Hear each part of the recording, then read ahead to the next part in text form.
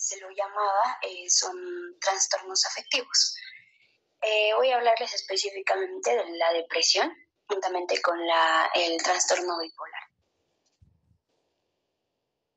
Empezando, vamos a hablar sobre lo que es el estado de ánimo y sus conceptos. Como ven en la pantalla, dice que es el tono emocional o sentimental generalizado y sostenido que influye en el comportamiento de una persona y da lugar y da color a su percepción de formar parte del mundo. Y bueno, en realidad se van a utilizar una variedad de objetivos para describir el estado de ánimo, ¿no? Comúnmente se lo utiliza como deprimido, vacío, en algunos casos melancólico, irritable, inconsolable, eufórico, ¿no? Otras veces se puede observar de una forma clínica en la cual vamos a ver que hay una labilidad en el estado de ánimo de la persona, fluctuando entre los extremos, ¿no? De una forma rápida, ¿no? Como estar, de repente una persona está muy triste, está llorando inconsolablemente y va a fluctuar de una forma repentina a estar feliz, ¿no? Riendo fuertemente, explosivo y así. Entonces, los pacientes afectados con episodios que van a tener, vamos a encontrarlos en la clasificación que de alguna forma se me ha desfasado en la diapositiva, perdón, pero vamos a encontrar en la depresión, que es el trastorno de la depresión mayor, que es de lo cual yo les voy a hablar. También que vamos a hablar un poco sobre el trastorno bipolar 1, 2 y también mixto. O también vamos a hablar de ciclotimia, distimia o hipotimia, que eso en realidad no lo voy a tocar, ¿no? Bueno, en cuanto a la epidemiología, vamos a hablar de la incidencia y también de la prevalencia de cada uno de estos trastornos, ¿no? Los trastornos del estado de ánimo en realidad son, como dijo la doctora, frecuentes y en la mayoría, y bueno, en el libro que nos pasaron, en el libro de Kaplan, nos decía que habían hecho unas encuestas para ver los trastornos de depresión mayor y evaluar la prevalencia, ¿no? Que nos dice que es alta, en realidad es alta a lo largo de la vida, con un 17%, entre todos los trastornos psiquiátricos, ¿no? Y la tasa de prevalencia a lo largo de la vida de diferentes formas de las depresiones se ha establecido en encuestas que son comunitarias, ¿no? Y también nos dice que la prevalencia a lo largo de la vida del estado de trastorno bipolar podría llegar a ser entre 0 a 2.4%, el trastorno bipolar tipo 2 de 0.3 a 4.8% a lo largo de la vida y la ciclotimia de 0.5 a 6.3% y la hipotimia de 2.6 a 7%. Bueno, en cuanto a los factores que podrían estar predisponiendo a la aparición de este tipo de afectaciones, de estas enfermedades, podríamos hablar del sexo, ¿no? En la primera imagen hablamos de que la depresión mayor normalmente ocurre de una forma más predominante en las mujeres. Y hay diferentes formas de explicar el por qué la depresión mayor se va a presentar en las mujeres a diferencia que de los varones, ¿no? Y en este caso pues se van a presentar las hormonas que pueden estar implicadas, los efectos del parto, también factores que van a estresar psicológicamente más a la mujer que a los varones, ¿no? Y también los modelos de comportamiento de indefensión aprendida, ¿no? En cuanto a la manía, o sea, al trastorno depresivo, al trastorno bipolar tiene una prevalencia igual en ambos sexos y la manía tiende a presentarse mucho más. La edad es bastante importante igual porque nos dice que el trastorno bipolar, uno, es mucho más precoz que la depresión mayor y este va a tener un inicio entre los 5 a 6 años y también puede aparecer entre los 50 años, ¿no? Luego vamos a encontrar en cuanto a la situación conyugal, el trastorno de depresión mayor es mucho más frecuente en personas que en realidad no van a mantener relaciones interpersonales estrechas o que están divorciadas o separadas, ¿no? Y el trastorno bipolar es más frecuente en las personas que están divorciadas o solteras que en realidad en aquellas que están casadas, ¿no? En cuanto a los factores socioeconómicos y culturales, nos está hablando de que en realidad no se ha establecido ninguna relación entre el nivel socioeconómico y el trastorno de depresión mayor. Sin embargo, nos dice que la depresión mayor se está presentando en áreas de bajo nivel económico y la bipolaridad en personas que tienen un alto nivel socioeconómico, ¿no? En cuanto a la etiología, vamos a hablar de factores biológicos, en este caso de las aminas biógenas, como la noradrenalina, la serotonina, que se me ha duplicado, la dopamina y también otros trastornos debido a otros neurotransmisores, ¿no? Como la acetilcolina, el GABA y las alteraciones de regulaciones hormonales, ¿no? Vamos a ver a la actividad del eje tiroideo, también hormonas de crecimiento, la prolactina y también vamos a hablar también de neurofisiología de las alteraciones del sueño, ¿no? Y también estaríamos hablando de factores genéticos, ¿no? Ha habido estudios familiares, también ha habido estudios gemelares, estudios en el sentido de la adopción,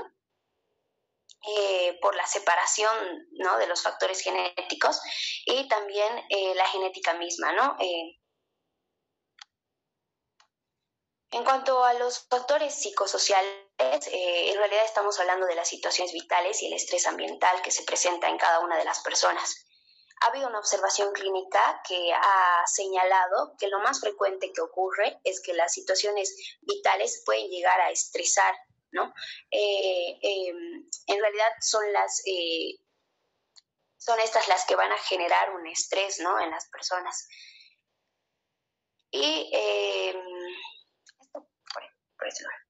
en cuanto a la depresión, este es un grupo heterogéneo de enfermedades afectivas de evolución crónicas, de evolución crónica, que se caracteriza por un estado de ánimo deprimido o una pérdida de interés o placer en casi todas las actividades. Bueno, en este caso nosotros vamos a ver los factores psicodinámicos de la depresión, ¿no?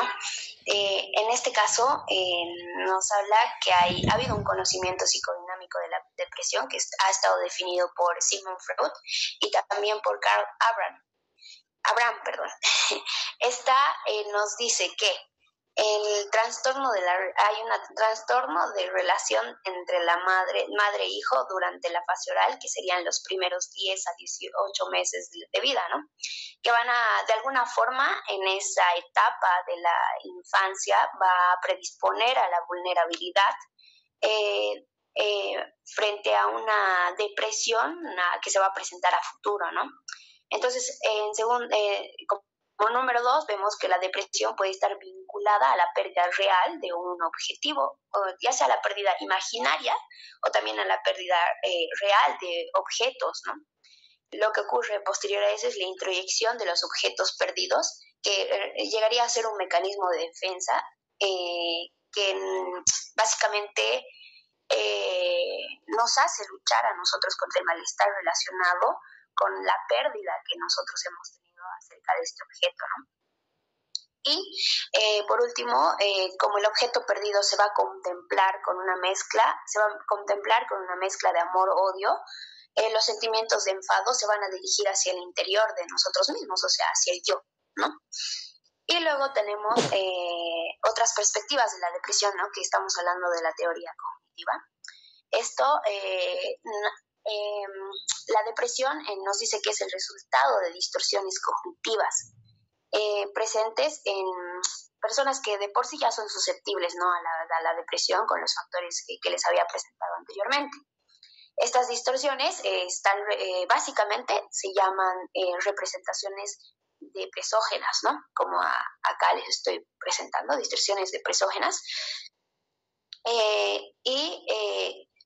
Aaron Beck ha propuesto una tríada cognitiva de la depresión que está formada por las opiniones sobre uno mismo, ¿no? En esta encontramos la autopercepción negativa,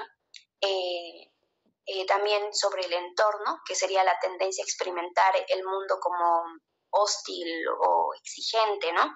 Y sobre el futuro, que serían las expectativas de sufrir o fracasar más adelante, ¿no? Y esto en cuanto a la depresión, ¿no? En cuanto a la clasificación, encontramos que es la depresión mayor o unipolar, la distimia, la depresión bipolar o recidivante y los trastornos adaptativos con ánimo depresivo. En cuanto a los especificadores, que estamos hablando del curso clínico, vamos a hablar que los pacientes van a tener características psicóticas, psicóticas, ¿no? En este caso vamos a ver la presencia de características psicóticas en el trastorno de depresión, ¿no? Que se va a reflejar en una enfermedad grave y van a tener un indicador de un muy mal pronóstico, ¿no? Luego vamos a hablar de la melancolía, ¿no? Van a haber síntomas melancólicos. En realidad, la melancolía nos habla de que es un término de los más antiguos, ¿no?, que se utilizan en psiquiatría. Este nos va a ayudar a describir el estado de ánimo oscuro oscuro, ¿no?, de la depresión, y todavía se utiliza para referirse a la depresión actualmente, ¿no?, cuando estamos hablando de una depresión grave. Nos habla de un despertar matutino más precoz, pérdida de peso y profundos sentimientos de culpa, ¿no? Estos en realidad se van a presentar como que en situaciones triviales, ¿no? Y en realidad no es infrecuente que los pacientes melancólicos tengan una idea ideas suicidas, ¿no?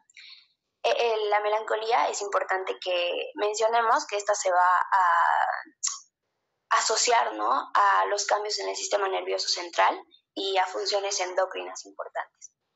Luego tenemos, hablamos de síntomas atípicos, ¿no?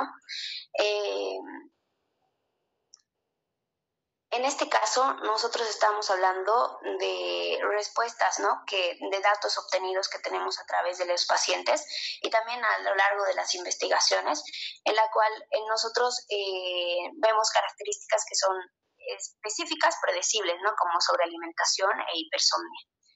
Y también son síntomas que estos síntomas, tanto la sobrealimentación y la hipersomnia, son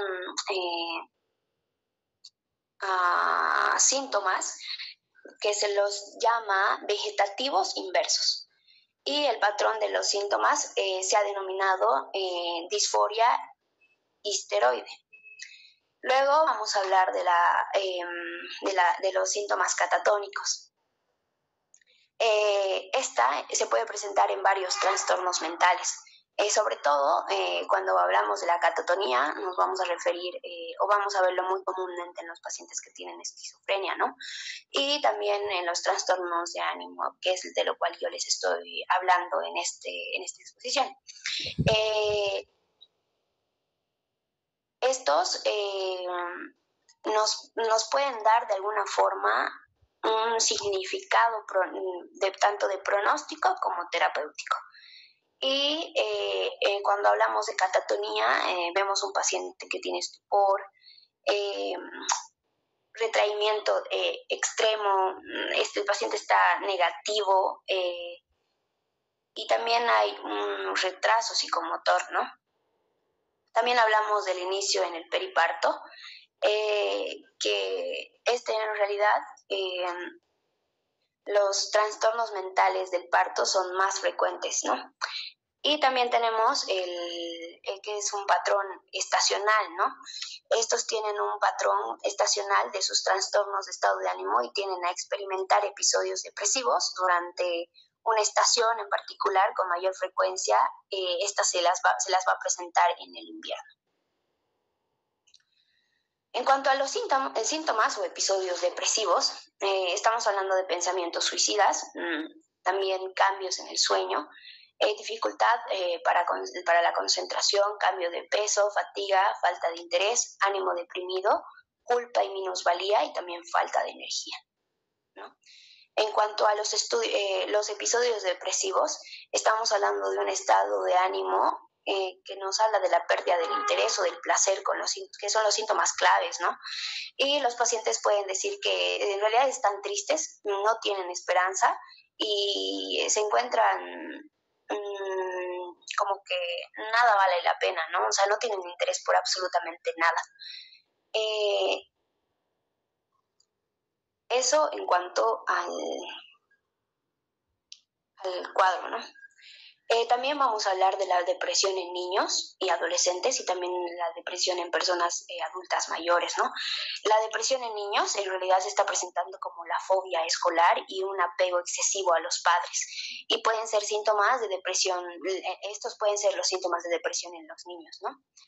Hablamos de niños que tienen en realidad un rendimiento académico, el abuso de sustancias, incluso un comportamiento antisocial y también encontramos promiscuidad sexual en estos niños, ¿no? Y también tenemos las fugas, que son los síntomas de depresión en los adolescentes. En los adultos mayores, la depresión es mucho más frecuente que en personas que tienen, en toda la población en general, en realidad, ¿no? Se ha hecho estudios donde se han descrito tasas de prevalencia que varían entre del 25% a casi 50% de personas adultas mayores que están sufriendo de depresión hoy por hoy, ¿no? Y en varios estudios se ha demostrado que la depresión de las personas mayores se correlaciona con el nivel socioeconómico bajo. En cuanto a la comorbilidad de la depresión, esta puede haber, va a haber coexistencia del trastorno depresivo y también de la ansiedad. Es muy comúnmente que un paciente que tenga depresión también esté presentando ansiedad, ¿no? Depresión y ansiedad mixta son síntomas depresivos y también los síntomas de ansiedad, también los trastornos de ansiedad con síntomas depresivos. Estos en realidad hay más ansiedad, o sea, el diagnóstico es la ansiedad y va a haber síntomas depresivos, ¿no? Y también tenemos el trastorno depresivo con otros síntomas de ansiedad que son mucho más bajos, ¿no?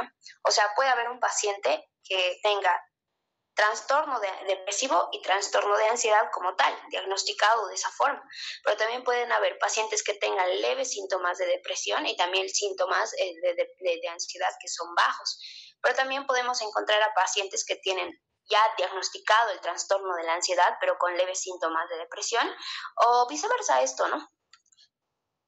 En cuanto a la exploración del estado mental, vamos a hablar de una descripción en general del paciente a primera vista cuando lo vemos.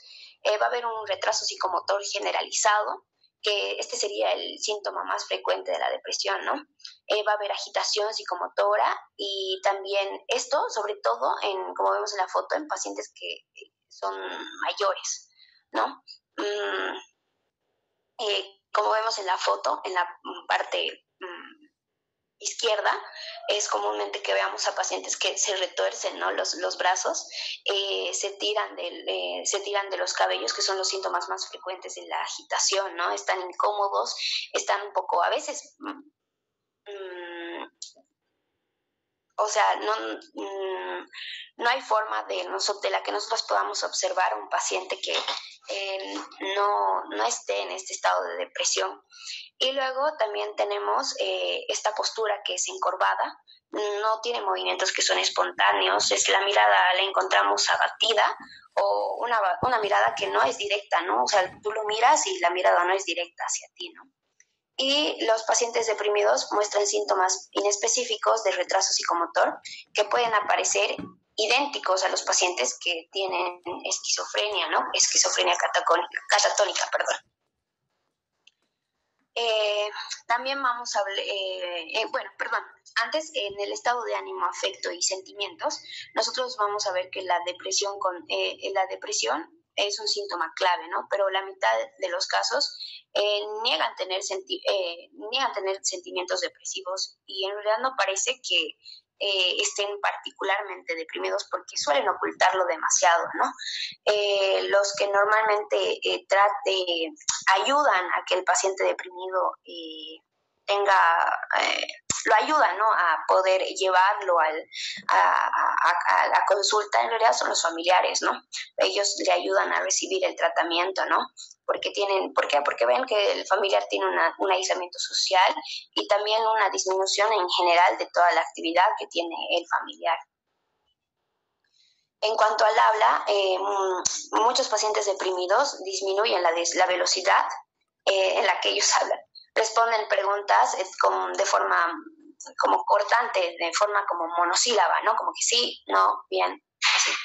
Entonces, también son respuestas diferidas, ¿no? Y también es importante en cuanto al habla porque es un evaluador que puede esperar literalmente hasta 2 a 3 minutos para dar la respuesta, ¿no? Una pregunta, no tiene muchas ganas de responder, no tiene muchas ganas de hablar, no le interesa charlar, ¿no? Los trastornos de la percepción, ¿no? Hablamos de que los pacientes con depresión tienen un episodio depresivo con síntomas que son psicóticos.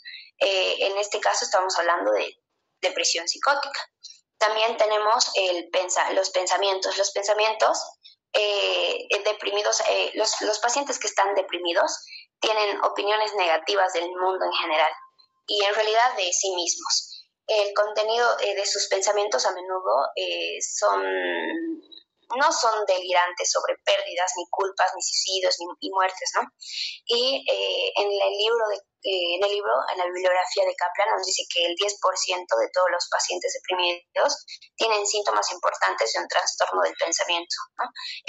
Estamos hablando de bloqueos del pensamiento y una pobreza muy importante del contenido en sus pensamientos. Sensorio y cognición, en cuanto a la orientación, estamos hablando de pacientes que en realidad sí saben dónde están, saben el lugar, la persona, saben quiénes son, saben el lugar donde están y saben el tiempo en donde están, pero en realidad no les importa ni les interesa saber estas 3 cosas, ¿no? O sea, no les importa saber la fecha, no les importa saber el lugar, pero no es porque están desorientados como tal. En cuanto a la memoria, hay una pseudodemencia depresiva. Estos se van a quejar de que no pueden concentrarse y de que su memoria es como que mala, digamos, ¿no? También en el control de los impulsos, muchos pacientes que están deprimidos lamentablemente cometen suicidio, ¿no? Y porque no pueden controlar los impulsos. Los pacientes con depresión se plantean normalmente matarse o matar a otra persona, ¿no? Como el resultado de sus pensamientos que llegan a ser delirantes. Y luego también tenemos el juicio y la introspección y la fiabilidad. Ellos en realidad tienen el exceso de todo lo que es lo malo, ¿no? O sea, lo malo lo exageran y lo bueno no lo quieren ni siquiera ver, ¿no? Esto normalmente es falso, ¿no? Porque ellos ven todo de una forma mucho más negativa. Y en cuanto a las escalas de puntuación de la depresión, hay 3 escalas de puntuación que son objetivas y que son útiles para documentar el estado clínico de un paciente que se encuentra deprimido. Estamos hablando de la escala de Song, de Raskin y de Hamilton. En los trastornos mentales que suelen cursar con depresión son esquizofrenia, trastorno adaptativo como un estado de ánimo deprimido, trastorno esquizofreniforme, trastorno de ansiedad y sus formas, ¿no?, diferentes de la ansiedad, trastornos de la conducta alimentaria, trastornos del estado de ánimo, trastornos por consumo de alcohol y trastornos somatomorfos, que en especial son los trastornos, los síntomas somáticos. En cuanto a la evolución pronóstica, a ver, este tiene un inicio normalmente con fuertes síntomas y signos de la depresión que ya les había mencionado anteriormente, ¿no? Estos son bastante significativos. Estos pueden llegar a tener una duración aproximada de entre 6 a 13 meses, ¿no? A lo largo se puede presentar un episodio de manía que aparecen después de los 6 y 10 años. Normalmente el tratamiento que les voy a mencionar más adelante, estamos hablando de personas que si tienen si tienen depresión, nosotros ya los hemos diagnosticado, ya están en un tratamiento. Si cortamos el tratamiento antes de los 3 meses, es muy probable que haya un episodio recidivante de la depresión. No es recomendable que haya una retirada de los antidepresivos antes de los 3 meses, porque va a generar una recidiva de los síntomas en general. En cuanto al pronóstico, no es benigno en la depresión, no es para menospreciarla, ¿no? Cuando encontramos ya sea un amigo, un familiar que se encuentra deprimido, ¿no? No es una persona que en realidad puede salir de ese cuadro por sí solo, porque en realidad necesita ayuda. Entonces, no es normal que se encuentre deprimido, ¿no? No es un cuadro que se le vaya a pasar en pocos días, o es un cuadro que, como había mencionado anteriormente, se cronifica y recidiva. Y de alguna forma, si este paciente sale por sí solo de este cuadro, es muy probable que si no tengan un tratamiento, vaya a recidivar, ¿no? Encontramos a pacientes que han sido hospitalizados porque han tenido un primer episodio de trastorno de depresión, y aproximadamente el 50% llegan a recidivar dentro del primer año después del tratamiento, ¿no? En cuanto al tratamiento, estos tienen, pacientes que tienen tratamiento del estado de ánimo en general, es importante que nosotros veamos objetivos, o sea, que el tratamiento del paciente vaya dirigido a un objetivo. Es importante que nosotros garanticemos la seguridad del paciente, eso en primer lugar. Y en segundo lugar es hacer un diagnóstico completo al paciente. Y luego se va a iniciar el plan de tratamiento en el cual nosotros tenemos que evaluar no solo los síntomas que está presentando, ¿no?, el paciente, los síntomas inmediatos, sino también un bienestar a futuro del mismo paciente para evitar las recidivas, ¿no? Ahora mismo están destacando mucho los tratamientos farmacológicos y también la psicoterapia, ¿no?, que son muy importantes. Y en conjunto, el tratamiento de los trastornos del estado de ánimo realmente tienen que ser abordados por un psiquiatra. Vamos a ver la hospitalización, que como vemos en la primera imagen, es importante que el psiquiatra...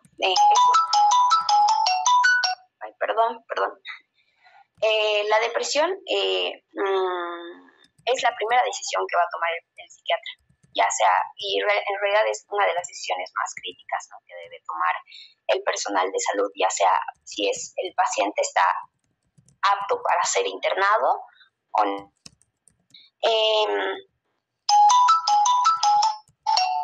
En este caso, nosotros vamos a encontrar pacientes que tienen riesgo de suicidio, ¿no?, si se los mandamos al hogar, ¿no?, o sea, también de homicidio o de suicidio. También tenemos la terapia cognitiva. Está en el libro, en la bibliografía nos habla que está dado se dio por Aaron Beck, y este se va a centrar en las distorsiones cognitivas que aparecen en el paciente que tiene la depresión. Luego tenemos la terapia interpersonal.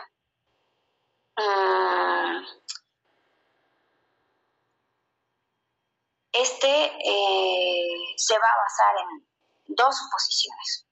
Una, la primera, que son los problemas interpersonales que tiene y que está cursando el paciente. Y en segundo lugar, esos problemas que van a precipitar y van a perpetuar los síntomas de la depresión. Luego también tenemos la terapia conductal, la terapia orientada psicoanalíticamente y la terapia familiar, ¿no? En realidad la terapia familiar, el libro nos comenta que no se contempla, ¿no?, como una terapia primaria, y en realidad algunos no lo hacen, pero en realidad es muy importante que sí se lleve a cabo. Luego tenemos la estimulación en cuanto al tratamiento, que esto ya es un poquito, no sé si realmente lo hacen acá, pero esta es la estimulación magnética transcraneal. También tenemos la privación del sueño y la fototerapia. El tratamiento farmacológico, como sabemos, tiene que ser específico, ¿no? Nos dice que aumenta el doble de las posibilidades de que un paciente deprimido se recupere en un mes. O sea que el tratamiento farmacológico es bastante importante, ¿no? Bastante vital en este tipo de pacientes. Los antidepresivos que se utilizan actualmente tardan entre 3 y 4 semanas en ejercer todos sus efectos. Sin embargo, no es, como les había dicho, no es recomendable que se le quite los fármacos antes de los 3 meses, a pesar de que se vea una mejoría, ¿no? Pero bueno. Vamos a hablar de los antimaníacos, también de los posibles emulsionantes, de los inhibidores de la recaptación de la noradrenalina, inhibidores de la recaptación de serotonina y también inhibidores de la recaptación de noradrenalina y serotonina como tal. Estos son cuadritos que nos presentó en el Kaplan, que pueden verlo. Y también existen guías clínicas generales que se establecen, ¿no?, también la duración y la profilaxis de este tipo de tratamientos. Y luego tenemos el trastorno bipolar, que el trastorno bipolar son episodios maníacos y depresivos. Estos se los presenta alrededor del 1% de la población, alrededor del 2% acaba en suicidio, hay una igual proporción, como les había mencionado. O sea, para aclarar, que es algo que igual yo no entendí hasta hace poco, es que, si no estoy mal y me puede corregir la doctora, es que el trastorno bipolar es en realidad el trastorno de depresión más manía. Entonces ese es el trastorno bipolar, y usualmente aparece entre los 19 y 29 años. Hay una exaltación persistente del estado de ánimo, ¿no? O sea, se encuentra muy mal, y después le da manía. Tiene una sensación de bienestar físico y mental, se vuelve más sociable, más hablador, irritable, es impulsivo, no tiene sueño, y tiene también conductas imprudentes, inapropiadas y groseras, y también ilusiones y alucinaciones de delirios. En cuanto a los factores psicodinámicos, la mayoría de las teorías de la manía nos dicen que es un mecanismo de defensa frente a la depresión. O sea, es el paciente que está deprimido, pero de la nada se vuelve maníaco. O sea, él sabe que está deprimido y quiere defenderse frente a los sentimientos que está teniendo. Así que de la nada se vuelve feliz, explosivo, eufórico, despierto, o sea, de no pasar a tener ningún tipo de sentimientos, sentimientos negativos, se le viene a todo positivo, y es por eso que es bipolar. Estos de alguna forma van a reflejar la incapacidad que tiene el paciente de tolerar, ¿no?, una tragedia durante que se está desarrollando. El paciente está triste, no quiere sentirse triste y automáticamente se vuelve maníaco, ¿no?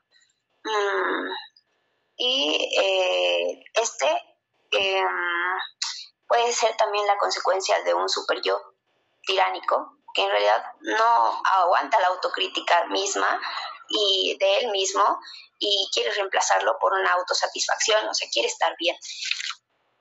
La exploración del estado mental, que es el curso clínico, estamos hablando de una descripción en estado general. Los pacientes que son bipolares están maníacos, están excitados, son habladores y a menudo divertidos, ¿no? Y con frecuencia son hiperactivos, bastante hiperactivos, perdón. También pueden ser psicóticos y desorganizados. Y a veces, cuando llegan los pacientes, es necesario utilizar la contención física y también las inyecciones intramusculares como fármacos sedantes. En el estado de ánimo, el afecto y también los sentimientos, como les decía, los pacientes están explosivos, eufóricos, pero también puede presentarse pacientes que no solo están felices, sino que también están irritables. Y esto ocurre cuando ya la manía se les ha presentado, ya lleva tiempo, ¿no? Y se encuentran ya frustrados de esa autodefensa que tienen de ellos mismos, ¿no? O sea, quieren sentirse bien, pero recidivan, se sienten mal de repente. Entonces están frustrados, ¿no? Están enojados, están hostiles con todos, ¿no? Y son lábiles. Repito, ¿no? Pueden pasar de la risa a la irritabilidad en un segundo, ¿no? Y de la depresión a la habilidad, o sea, es tan lábil su depresión que pueden de repente estar felices, ¿no? Mientras el paciente que está deprimido no tiene ningún tipo de interés por mostrarse bien. En cuanto al habla, el paciente está tan acelerado que no se le puede ni siquiera interrumpir cuando él está hablando. Y son, como había mencionado, impertinentes, molestos con las personas que lo rodean, ¿no? Y en el libro nos mencionaba que en la bibliografía nos mencionaba que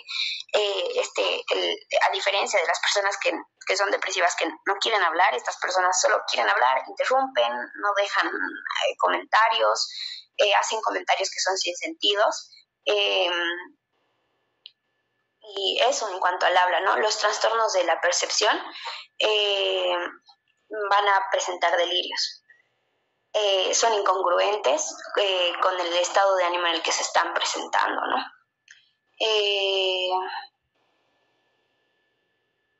Estos pacientes en su pensamiento tienen mucha autoconfianza y son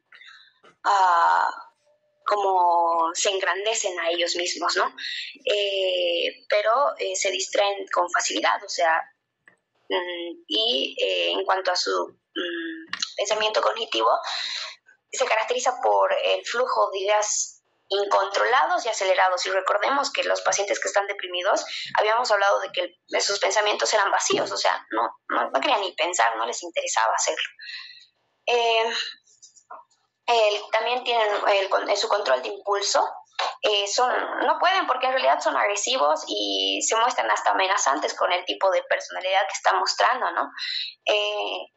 Muchas veces, y al igual que la depresión, estos presentan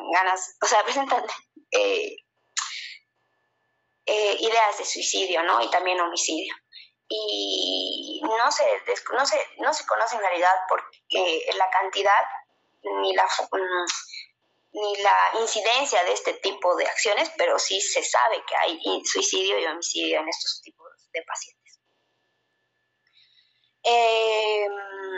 Los pacientes, como están maníacos, normalmente incumplen la ley porque piensan que lo que ellos piensan está bien y están eufóricos, están incontrolables, tienen una autoconfianza que normalmente los que son bipolares son aquellos que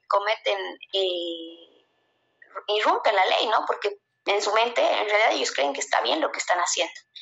En cuanto a la fiabilidad, no son fiables los pacientes que son bipolares, ¿no? En cuanto a la información que les proporcionan, porque hacen chistes, son comentarios impertinentes, mienten, engañan, y la verdad es que es muy difícil es para los profesionales, para los médicos, psiquiatras, en realidad es un poco difícil tratar con ese tipo de pacientes cuando no tienen experiencia, ¿no?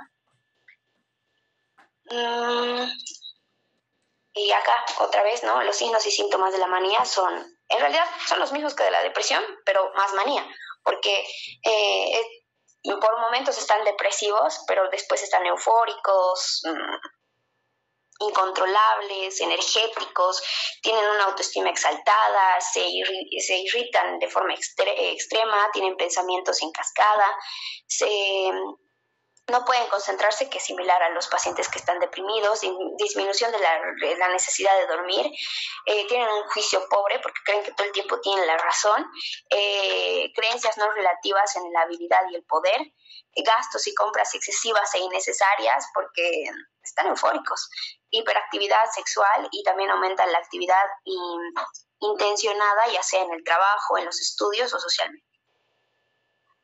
En cuanto al pronóstico, a ver, este empieza normalmente con depresión. Eso es seguro, porque no habría manía si el paciente no quisiera mejorar, ¿no? Es el paciente que está depresivo, pero si quiere mejorar, quiere estar bien, o sea, se le está defendiendo contra la depresión. Entonces, el paciente bipolar sí o sí ha empezado con depresión, ¿no? Y puede durar de esto pasa con pacientes que están deprimidos, pero que no se los ha tratado. Un paciente que está deprimido entre los 6 y 13 meses, no se lo trata y va a empezar con la manía, se va a volver bipolar, ¿no? Cuando ya se los empieza a tratar, puede durar hasta 3 meses, y otra vez, la retirada de este tipo del tratamiento antes de los 3 meses siempre va a provocar que haya una recidiva de síntomas, ¿no? Y el libro, la bibliografía, nos mencionaba que entre el 5 y el 10% de los pacientes con diagnóstico inicial de trastorno mayor de depresión tienen un episodio de manía después de los 6 a 10 años, ¿no? Y el pronóstico, si se lo trata, es lo mismo que la depresión, ¿no? No es benigno este tipo de enfermedades. El diagnóstico, el trastorno bipolar 1 es el sinónimo de lo que antes se denominaba trastorno bipolar, que es un síndrome en el cual se le presenta un conjunto completo de síntomas de manía durante el desarrollo del trastorno. Y el trastorno bipolar 2 especifican que ya hay una gravedad, ¿no? Que ya hay una frecuencia, y también la duración de los síntomas de hipomanía en particular. Los signos y síntomas, otra vez, ¿no? Son pensamientos suicidas, cambios en el sueño, dificultad para concentración, cambios de peso, fatiga, falta de interés, ánimo deprimido, culpa, minusvalía, falta de energía. Todo esto más hipomanía o manía. Y el tratamiento farmacológico, para finalizar, estamos hablando de cobamato de litio, también de valproato, carbamazepina y oxcarbazepina, y antipsicóticos atípicos y típicos. Acá tenemos un cuadrito que está en el libro. Y bueno, eso sería todo.